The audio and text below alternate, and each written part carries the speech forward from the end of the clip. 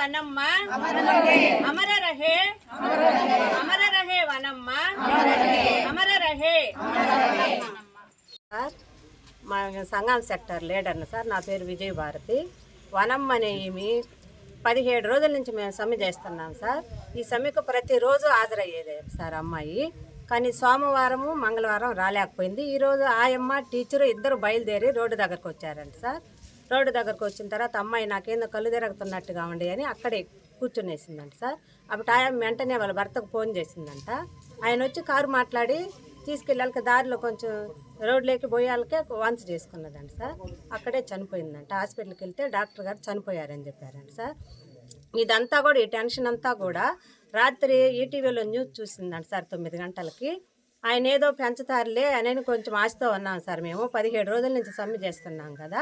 అది చూసి వాళ్ళ భర్తతో చెప్పిందంట, మేము ఇన్ని రోజుల నుంచి సమ్మె చేస్తుంటే కనీసం మాకు ఒక 10 రూపాయలైనా పెంచుతారని ఆశతో చూశాను. కనీసం 10 రూపాయలు కూడా పెంచలేదు.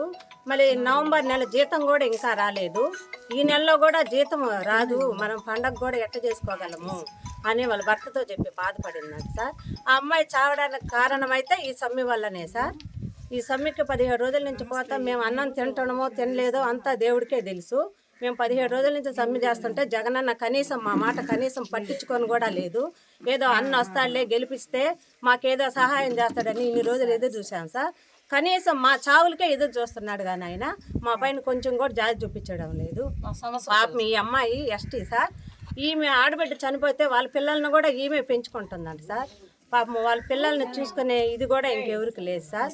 కనీసం ప్రభుత్వము అమ్మాయి పైన దయ ఉంచి ఒక 10 లక్షలు ఎక్స్గ్రేసియా ప్రకటించాలని మేము మా యూనియన్ పరంగా మా అంగన్వాడీ టీచర్ ఆయమ్మల పరంగా మేము కోరుతున్నాం సార్.